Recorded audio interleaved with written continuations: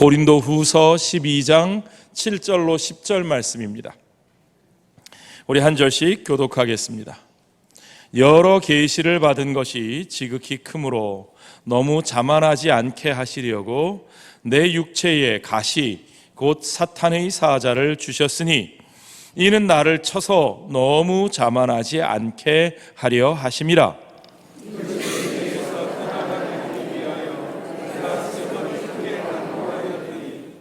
나에게 이르시기를 내 은혜가 내게 족하도다. 이는 내 능력이 약한 데서 온전하여짐이라 하신지라.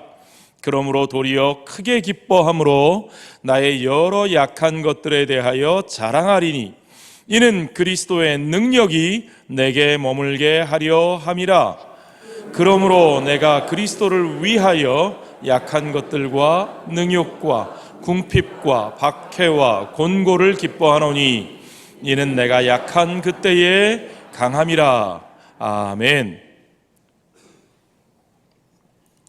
할렐루야.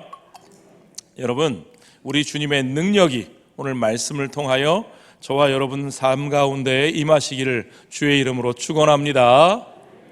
여러분, 위선이라고 하는 단어를 아마 종종 사용하시게 될 겁니다.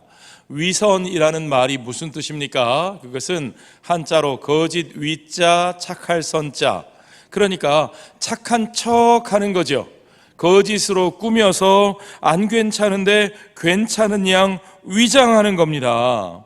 사실 이런 위선이 왜 생기느냐, 가만히 생각해 보면 무엇인가 우리 안에 있는 도덕적 결벽증 때문에 그런 위선이 생긴다는 사실을 우리가 알 수 있습니다. 미국 서부에 있는 한 대형 교회에서 설문조사를 했어요. 무슨 설문조사를 했느냐? 아주 치명적인 도덕적 범죄를 저지르는 사람들, 교회 다니는 사람들 중에서도 그런 경우가 있습니다. 치명적인 도덕적 범죄를 저지르는 사람들에 대해서 왜 그렇게 되는가, 어떤 사람들이 그렇게 되는가 설문조사를 했더니 그 중에 대부분은 평소에 나는 절대로 죄 짓지 않는다라고 장담했던 사람들, 자신이 있다고 생각했던 사람들, 그런 도덕적 결벽주의자들이 사실은 치명적인 범죄를 저지르게 되는 경우가 많았더라는 거죠. 여러분, 저는 그런 케이스 중에 가장 위험한 대상이 목회자들 아닌가 하는 생각을 합니다. 목사들은요, 사실은 자신들이 하는 설교를 누가 제일 먼저 들어야 될까요? 목사 자신이 가장 먼저 들어야 합니다. 목사가 자기 자신에게 그 설교를 먼저 하고 거기에 은혜 받지 못하면 그 설교는 아무 소용없는 거죠. 먼저 하나님의 말씀 앞에서, 복음 앞에서 이 말씀을 전하는 내 자신이 먼저 죄인임을 인정하고 부족한 존재임을 인정할 때에 우리가 그 말씀을 진실로 하나님의 은혜의 복음으로 성도들 앞에 나눌 수 있다고 저는 믿습니다. 여러분, 목사만 그런 건 아닙니다. 가정에서도 마찬가지죠. 가정에서도 내가 남편인데, 내가 아버지인데, 남편의 권위가 필요하고, 그렇습니다. 아버지의 권위가 중요합니다. 그런데 남편의 권위, 아버지의 권위를 세우려면 내가 다 잘하고 있는 척 하면 되는 것이 아니라 내가 연약한 존재임을 솔직하게 인정하고, 때로는 내 아내 앞에서, 때로는 내 자녀들 앞에서 미안합니다, 내가 잘못했어요, 아빠가 실수했다, 미안하다 인정하고 그 연약함을 드러낼 수 있을 때 오히려 진실함 가운데서 진정으로 남편의 소중함을 깨닫고 아버지의 권위가 바로 서고 그 가정이 영적으로 건강해진다는 사실을 여러분 잘 아시지요?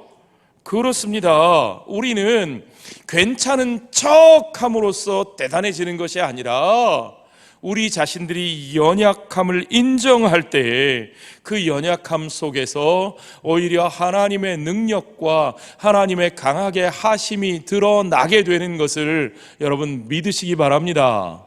그것이 오늘 사도 바울이 우리에게 고백하고 있는 이야기입니다. 오늘 본문의 10절에 이는 내가 약할 그때에 강함이라 그랬습니다. 여러분, 어떤 사람에게 영성이 있다, 어떤 사람이 믿음이 좋다 하는 것은 뭡니까? 그건 다른 사람 앞에서 내가 멀쩡한 척, 아무 잘못이 없는 척 가리고 선한 모습으로 위장하는 것이 아닙니다. 번듯해 보이는 것이 중요한 게 아니라는 거지요. 영적으로 건강한 사람은요, 하나님 앞에서 사실은 날마다 깨지고 상한 심령으로 살면서 성령의 도우심을 구하는 사람, 그 사람이 영적으로 건강한 사람입니다.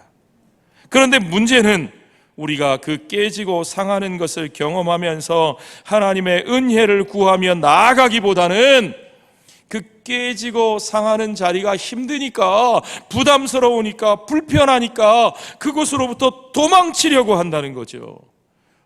여러분, 우리가 그곳으로부터 어떤 모습으로 도망칩니까? 우리의 연약함을 부정하고 도피하는 모습들을 한번 여러분 살펴보십시오. 그 모습들을 제가 한번 설명해 볼까요? 첫 번째로 말 그대로 도망가는데, 어디로 도망가느냐? 무언가에 지나치게 몰두하는 겁니다. 무언가의 필요 이상으로 지나치게 몰두하면 우리는 그걸 애딕션, 중독이라고 말하는 거죠. 여러분, 중독 증세는 여러 군데서 일어납니다.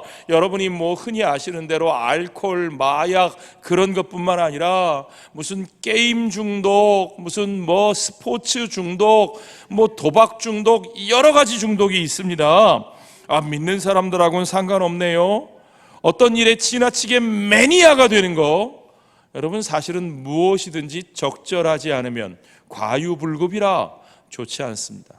지나치게 몰두하고 다른 일을 신경 쓰지 못하게 하는 그것 조심하셔야 됩니다.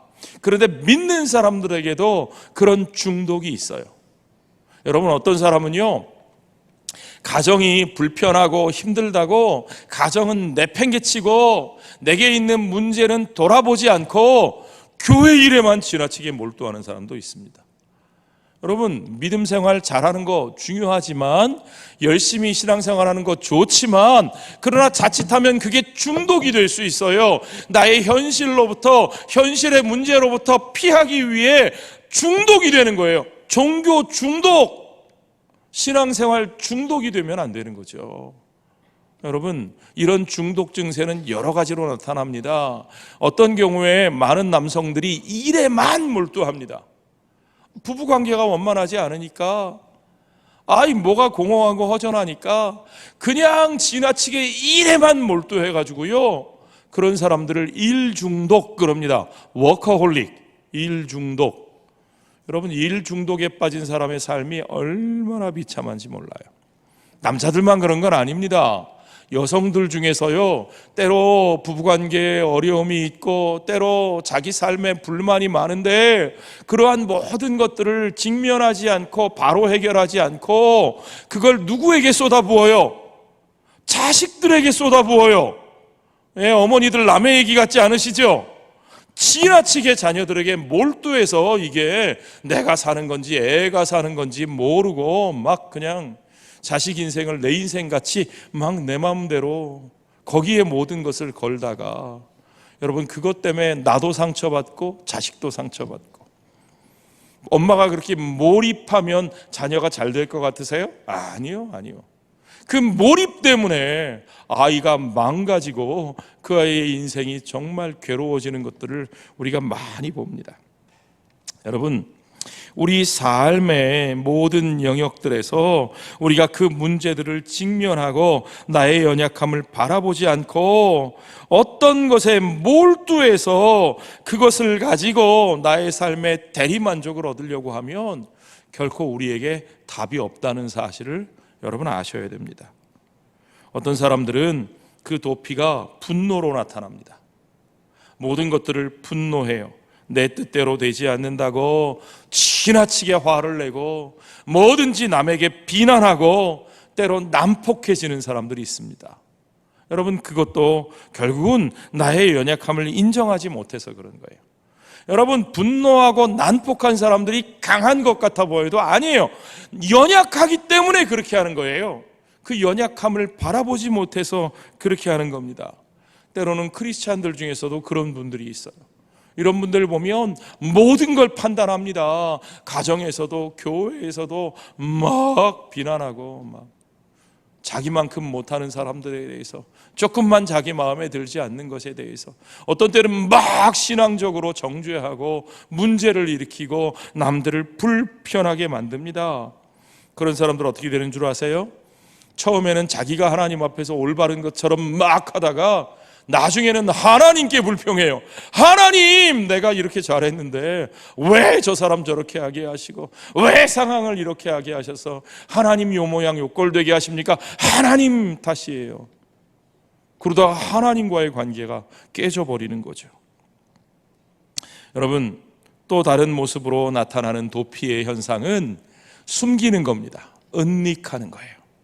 자기의 연약함을 감추고 숨기고 그리고 허세를 부려요. 여러분, 교회에 이런 사람들 참 많습니다. 막 허세를 부리고 자랑을 합니다. 자기가 다 잘된 것처럼 막 자기의 성공과 성취를 지나치게 포장해서 막 사람들에게 자랑하고요. 막 심지어는 기도 제목을 내놓는데도, 기도 제목은 뭡니까? 우리의 어려운 것들을, 우리의 필요를 서로 나누는 시간인데, 가장 솔직해야 되는 시간인데도 거기서도 그럴듯하게 포장해서 꾸며내서 자기 자신이 어떻게 보일지만 생각하고 자랑의 시간으로 삼는 허세요. 그런데 여러분, 그런 허세가 많은 사람일수록 사실은 고독합니다. 공허합니다. 그 속에 있는 상처와 연민과 불안과 자기 한계를 자기는 알기 때문에 그걸 감추면 감출수록 그는 외로워지고 공허해진다는 사실을 여러분 분명히 기억하시기 바랍니다. 여러분, 우리가 알아야 될 것은요, 모든 사람이 다 깨지고 상하고 금이 가고 그리고 불완전하다는 겁니다. 어떤 인생이든지 마찬가지입니다.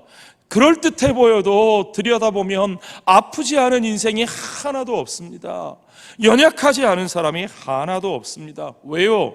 우리가 바로 범죄한 인간이기 때문에 그렇습니다. 그것이 범죄한 인간이 맞닥뜨려야 될 숙명이고 그것이 현실입니다.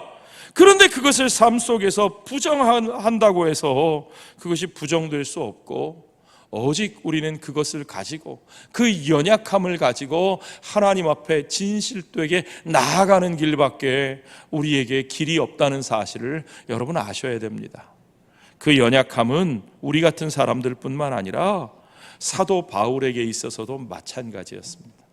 그가 얼마나 대단한 사람입니까, 여러분? 사도 바울 하면 여러분 아시죠? 신약 성경의 거의 절반 이상을 바울이 혼자 썼어요. 다른 사람들은 한 권, 많아야 두 권인데 바울이 그 많은 신약 성서들을 다 기록한 저자라는 거죠. 그뿐입니까? 앉아서 글만 쓴 사람이 아니에요. 당시 교통도 편리하지 않은데 온 지중해 헬레니즘 문화권의 전 세계를 막 돌아다니면서 거기에 복음을 전파하고 거기에 교회들을 세웠던 사람입니다. 그런 대단한 사도 바울이 오늘 우리가 읽은 고린도후서 12장에서 자기 자신에 대해서 고백하는 말들을 보십시오. 그 말들이 무슨 환상이니 계시니 은사니 무슨 성공과 같은 그런 대단한 말들로 가득 차 있는 것이 아니라 그의 자기 고백의 키워드는 뜻밖에도 연약함이었습니다. 연약함. 그가 연약하다는 겁니다. 그가 왜 연약합니까? 특별히 그에게는 육체의 가시가 있었다고 말합니다. 그리고 그 바울은 그 삶을 겸손하게 하시려고, 하나님께서 그를 자만하지 않게 하시려고 이 육체의 가시를 주셨다고 기록하고 있습니다. 그 가시가 무엇일지 정확하게는 알 수 없습니다. 어떤 사람은 안질이라고 말을 합니다. 제가 참 위로를 받습니다. 제가 눈이 많이 나쁘거든요. 사도 바울이 눈이 굉장히 많이 나빴던 것 같아요.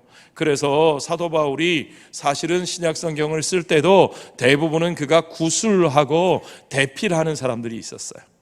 특별히 어떤 데 보면 사도 바울이 이것은 내가 친필로 기록하노니 큰 글자로 쓰노니 그렇게 나오는 걸로 봐서는 나머지 부분은 친필이 아니라 대필했어요. 왜요? 눈이 나빠서요. 얼마나 힘들었겠습니까?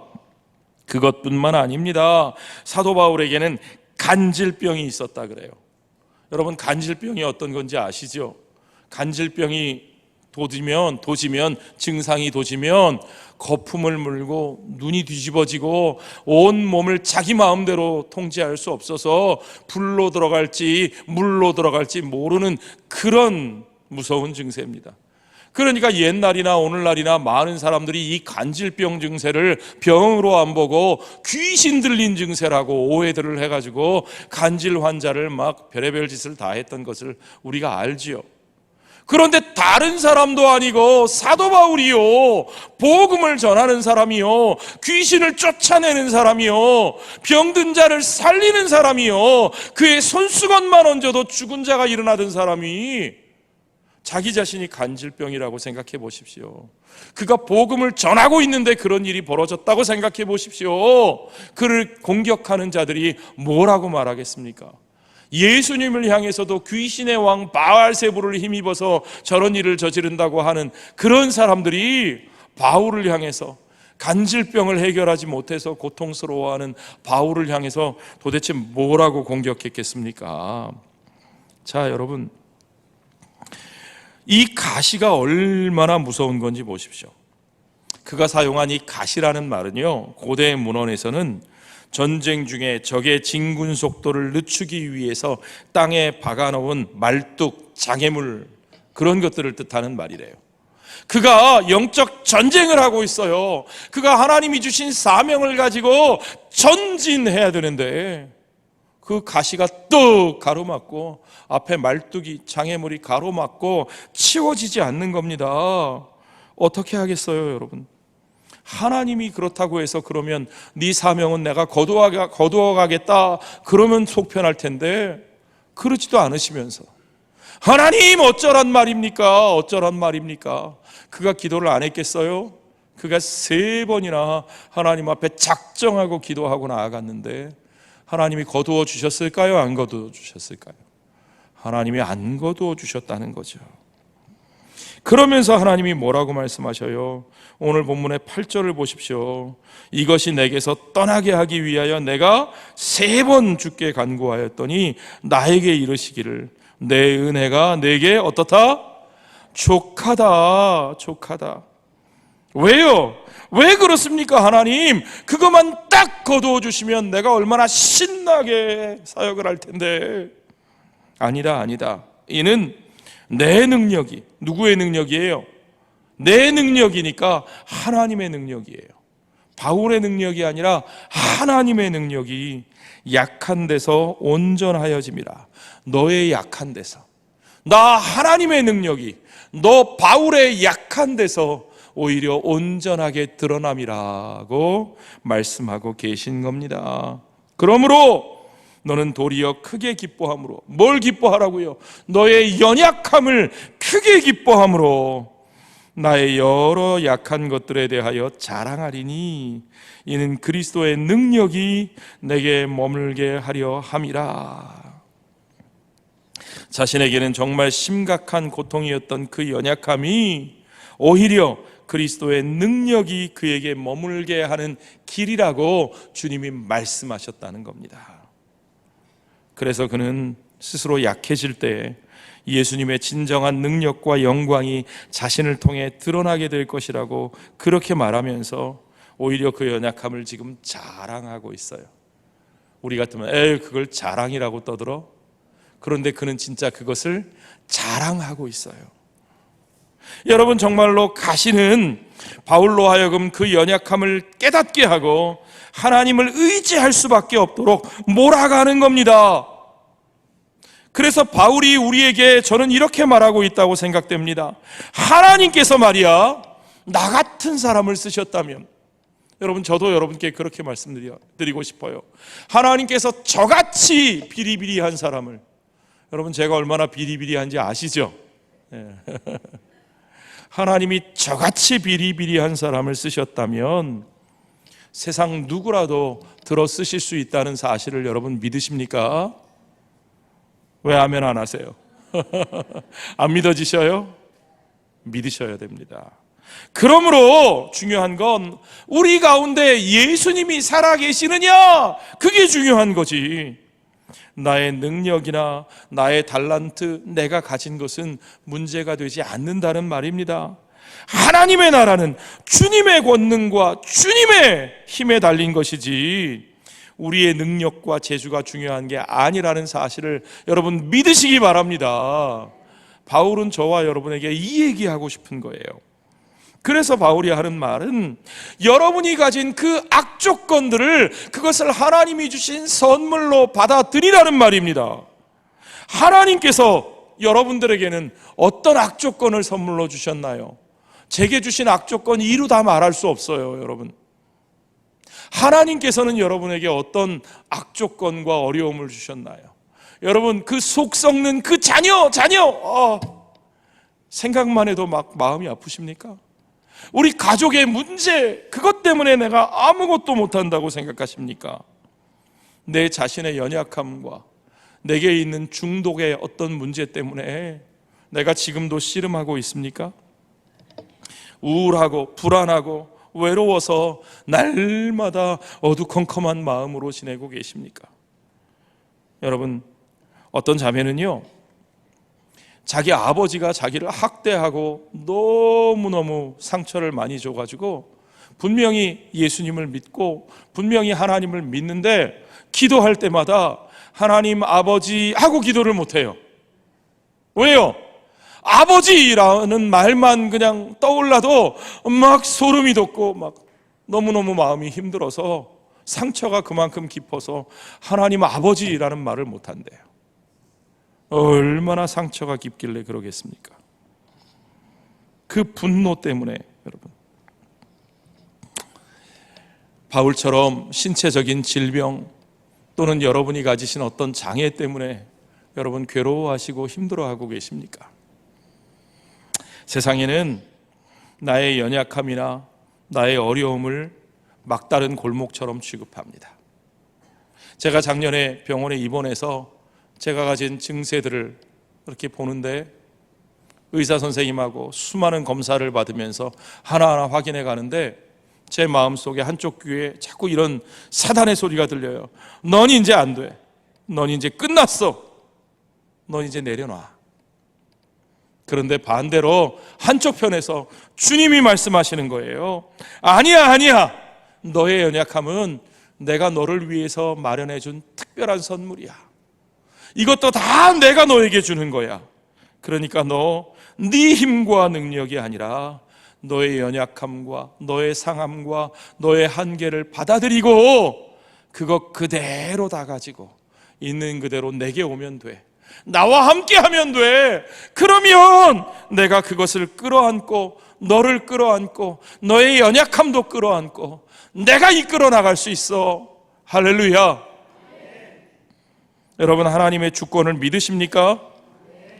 우리는 하나님의 절대 주권을 믿는 사람들입니다. 아멘. 그렇습니다. 하나님의 절대 주권을 믿는다면 그러면 우리의 연약함과 우리의 상함까지도 우리를 향하신 하나님의 계획과 뜻 가운데 있는 것을 우리가 분명히 믿습니다. 우리에게 그 믿음이 있어야 됩니다. 여러분, 바울은요, 믿음이 성숙해져 가면 성숙해져 갈수록 내가 더 잘나고 훌륭해졌다고 말하지 않고 내가 더 연약하고 내가 더 죄인이라는 사실을 분명하고 솔직하게 드러내고 있는 것을 볼 수 있습니다. 여러분, 바울의 서신들을 읽다 보면요, 바울의 자기인식이 어떻게 변화되었는지를 확인할 수 있게 돼요. 그 자기인식의 변화를 시대순으로 볼 수 있어요. 바울이 쓴 서신들의 시대를 여러분 성서학을 공부하면 확인하실 수 있거든요. 그 중에 갈라디아서는 비교적 초기에 쓰여진 서신입니다. 바울이 예수 믿은 지 한 14, 15년 됐을 때예요.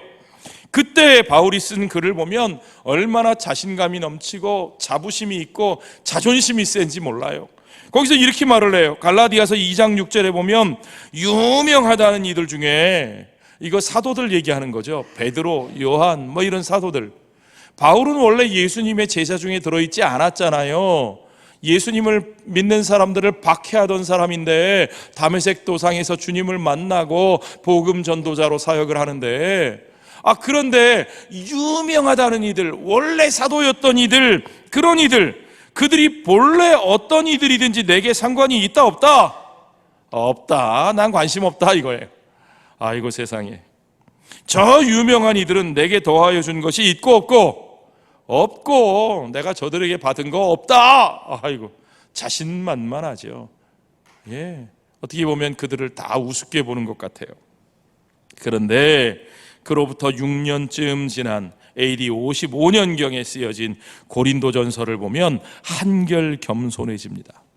15장 9절에 보니까 나는 사도 중에, 아까 그 유명한 이들 별 관심 없다 그래 놓고 이제는 나는 사도 중에 지극히 어떤 자라? 작은 자라. 많이 겸손해졌죠. 그러더니 이제 그로부터 또 시간이 지나서 그가 예수 믿은 지 한 25년 되니까 에베소서 3장 8절에서는 자신을 가리켜 이렇게 말합니다. 모든 성도 중에, 이제는 사도들과 비교하지도 않고요, 모든 성도 중에 지극히 작은 자보다 더 작은 나. 많이 낮아졌죠. 예. 그리고는 디모데전서는 그가 세상 떠나기 2해 전에 쓴 글이거든요. 자신의 영적 제자인 디모데에게, 젊은 디모데에게 편지하기를 죄인 중에 내가 괴순이라. 여러분 어떻습니까? 바울이 점점 더 믿음이 깊어질수록, 그가 그리스도 앞에 점점 더 헌신하며 사역할수록 그는 점점 더 복음에 나타난 하나님의 사랑에 대해서 더 깊이 이해하게 되었고, 그럴수록 그는 더욱더 연약한 자신을 솔직하게 드러내게 되고, 그리스도 앞에서 참으로 자신의 능력이 아니라 그리스도의 능력으로 쓰임받은 것을 분명하게 드러낸 줄을 여러분 아셔야 합니다. 제가 주보에 여러분 동화 이야기를 하나 실었어요. 여러분 다 너무 잘 아시는 이야기일 텐데요, 옛날 인도에 집에 물을 길어다 나르는 머슴이 있었답니다. 이 머슴이 냇가에서 주인 집까지 물을 항아리 2개 길어 나르는데, 항아리 하나는 멀쩡해가지고 그 항아리는 물이 찰랑찰랑 가득 채워도 끝까지 잘 가서 폭폭 물을 부어내는데, 그 한쪽 맞은편 항아리는 금이가 있는 거예요. 금이가 있으니까 어떻겠어요? 물을 채워도 가다가 질질 흘려요. 그래가지고 나중에 주인집에 물을 부을 때는 뭐 절반도 채 안 되는 겁니다. 아니 맞은편 옆에 항아리는 콸콸 쏟아붓는데 자기는 질질 그냥 별로 남은 게 없으니까 이 항아리가 이 자기 주인인 머슴에게 미안합니다, 부끄럽습니다. 그래서 말하는 거예요. 아이고 나같이 깨지고 금간 거 이제 버리세요, 바꾸세요. 내가 미안하고 창피해서 안 되겠어요. 그랬더니 이 머슴이 뭐라 그런 줄 아십니까? 그 항아리를 들고 오던 길을 다시 돌아가더니, 야, 이 길을 봐라. 이 길을 보니까 어떻게 돼 있어요? 한쪽은 메마른 땅인데 한쪽에는 꽃이 아주 활짝 피어 있는 겁니다. 왜 그렇게 꽃이 피어 있는 줄 알아? 이 꽃이 왜 이렇게 한쪽에만 피어 있는 줄 알아? 이 금이 간 항아리에서 갈 때마다, 지나갈 때마다 물이 질질 흘려가지고요, 일부러 머슴이 거기에다 꽃씨를 뿌려놓고 그 항아리가 물을 흘릴 때마다 길에다 물을 준 거죠. 물을. 그 물을 먹은 꽃씨가 거기서 피어나고 자라나서 활짝 꽃을 피우고, 이 머슴은 그 꽃을 꺾어다가 주인님의 책상 위에도 장식하고 집안 곳곳을 아름답게 꾸밀 수 있었다는 겁니다. 자, 여러분, 우리 하나님께서 쓰시는 방식이, 우리 하나님이 일하시는 방식이 저는 분명히 그와 같다고 믿습니다. 우리 하나님은 저와 여러분의 연약한 부분까지 다 알고 계시고, 우리 하나님은 그것을 쓰십니다. 우리가 금이 가고 상처나고 연약하고 한계가 많은 사람들이지만 우리 주인 되신 하나님은 그것까지도 아시고 그것을 통해서 그의 아름다운 일을 열매 맺을 수 있도록 준비하시고 배려하시고 역사하시는 하나님이신 것을 여러분 믿으시기 바랍니다. 저는 저와 여러분의 삶이 그런 간증으로 가득 차기를 소원합니다. 내 연약함 때문에 아무것도 못해요 하고 나자빠지는 삶이 아니라 내 연약함에도 불구하고 하나님이 약한 나를 이와 같이 들어 그의 일에 쓰셨습니다 하는 간증들이 진정으로 있을 때 내가 높아지는 것이 아니라 우리 하나님께 영광이 되는 것을 여러분 아셔야 합니다. 성경은 그런 사람들을 사용한 역사로 가득 차 있습니다. 여러분, 모세는요 대단한 사람 같지만 자기 모국어도 제대로 못하는 말더듬이었고요, 이집트 왕궁에서 자랐으니까요. 그리고 살인하고 쫓기는 정치범 신세였습니다. 여러분, 다윗은요 대단한 성군이라고 칭송받지만 사실 그는 간통한 성범죄자였고 자기 부하를 거짓으로 모략해서 전쟁터에 나가서 죽게 만든 살인자였고, 그러니까 배신자였습니다. 권력 남용, 요즘 같았으면 탄핵받을 그런 죄인입니다. 마가 요한은요 사도 바울의 선교팀을 버리고 그것을 이탈해서 떠났던 실패자였습니다. 디모데는요 젊은 나이지만 지병이 있어서 그의 스승인 바울이 술을 조금씩 쓰라 라고 할 정도로 속병이 깊은 사람이었습니다. 호세아는요 결혼을 잘못했는지 하나님이 시키는 대로 했는데 음탕한 여자 고멜과 결혼해서 그의 아내를 두고 있었어요. 아모스 선지자가 할 줄 아는 건 뽕나무 키우고 누에 치는 농사일밖에 없었습니다. 야곱은 어떤 사람이었죠? 사기꾼, 입만 열면 거짓말쟁이, 요즘 말로 입벌구 그럽니다. 입만 열면 구라라고요. 나오미의 가정은 대책이 있었습니까? 온 식구가 다 과부였어요. 바울은 어떻습니까? 그는 그리스도인을 핍박하던 사람이었고, 요나는 하나님의 뜻을 피해 도망가던 사람이었고, 기드온과 도마는 모두 의심이 잔뜩 있었던 사람들이고, 예레미야는요 제가 지난주에 말씀드렸는데 우울증 증세에 시달리고 하나님 나 좀 죽여주세요 목숨을 버리고 싶어 하던 사람이었습니다. 엘리야는 탈진해서 로뎀나무 밑에서 자빠져 있었습니다. 마르다는요 예수님의 은혜를 구하기보다 자질구레한 일에 걱정이 많아서 맨날 저희 어머니처럼 발 동동동동 구르면서 걱정만 하고 아무것도 못하는 사람이었어요. 노아는 술에 취했다가 실수해서 자식들에게 부끄러움을 당했고요, 솔로몬은 지나치게 부자여서 타락했고요, 베드로는 죽음을 두려워해서 거짓말을 했고, 나사로는 실제로 죽어 무덤에 처박혔었습니다. 베드로와 바울은요 성질이 불같은 사람이었어요. 욱하는 사람이었어요. 그런데 여러분, 성경 속에 수많은 영웅들이 그런 약점들이 있음에도 불구하고 하나님께서 그들을 쓰셨습니다. 제가 이 말씀을 드리는 건 오해하지 마세요. 그래도 된다는 게 아니에요. 여러분들도 그렇게 살라는 게 아니에요. 우리가 이렇게 연약함에도 불구하고 하나님이 그런 우리들을 쓰시고 그런 우리들을 변화시키신다는 사실입니다. 하나님은 자신의 연약함을 인정하는 사람들을 쓰십니다. 하나님은 바로 그들을 통해서 오직 하나님의 능력이 선포되고 하나님께만 영광이 돌려지기를 원하십니다. 하나님은 우리 안에서 잘나고 똑똑하고 돈 있는 사람들이 많다고 생각했을 때는 그런 우리들을 사용하지 않으셔요. 왜요? 자칫하면 하나님의 일, 하나님이 하신 일인데 우리의 잘남 때문에, 우리의 똑똑함 때문에, 우리가 돈이 많아서 그 일이 되는 거라고 사람들이 착각하게 되거든요.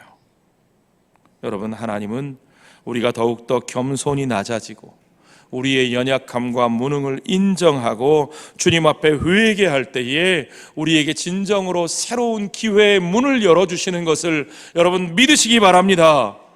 그러므로 여러분, 지금 내게 있는 능력이 부족하다고 실망하지 마십시오. 우리에게 가진 것이 없다고 염려하고 불안해하지 마십시오. 깨진 항아리 같은 우리들을 통해서 하나님께서 그분의 방법대로 역사하시는 것을 여러분 분명히 보실 줄 믿습니다. 하나님은요, 깨진 질그릇 같은 우리를 이용하셔요. 왜 그렇습니까? 바울이 고린도 후서 4장 7절에서 이렇게 고백합니다. 우리가 이 보배를 질그릇에 가졌으니. 이 보배는 뭐예요? 우리 안에 계신 예수 그리스도십니다. 우리 안에 계신 예수 그리스도, 우리를 위해 십자가에서 죽으시고 부활의 영광으로 승리하신 주님, 그 보배로우신 주님을 우리의 질그릇 같은 이 몸, 우리의 삶 속에, 이 깨진 항아리 같은 우리의 삶 속에 모시고 있다는 사실입니다. 이 보배를 질그릇에 가졌으니 왜 그렇게 하시느냐? 하나님은 그 보배를 저 멋진 비싼 금그릇, 저 비싼 도자기에 모시지 않고 왜 우리 같은 질그릇에 담아두시느냐? 이는 심히 큰 능력은 하나님께 있고 우리에게 있지 아니함을 알게 하려 함이라. 아멘. 그렇습니다, 여러분. 하나님의 그 역사의 시작은 우리의 실체를, 우리의 연약함을, 우리의 한계를, 우리의 상처를 인정하는 데서부터 시작합니다. 우리의 연약함과 무능을 인정하고 주님의 강권적인 인도하심을 겸손히 구하고 무릎을 꿇는 것이야말로 오늘 우리의 삶에, 오늘 우리 교회 공동체에 하나님이 역사하시기 시작하시는 새로운 시간으로 나아갈 수 있게 해주시는 지름길인 것을 여러분 믿으시기 바랍니다. 온전히 주님 앞에 감추지 마시고 숨기지 마시고 솔직하게 지금 있는 모습 그대로 나아가서 여러분의 삶을 내어놓으시고 주님이 인도하시는 새로운 시간으로, 새로운 삶으로 함께 나아가는 저와 여러분 되시기를 주의 이름으로 축원합니다. 기도하겠습니다.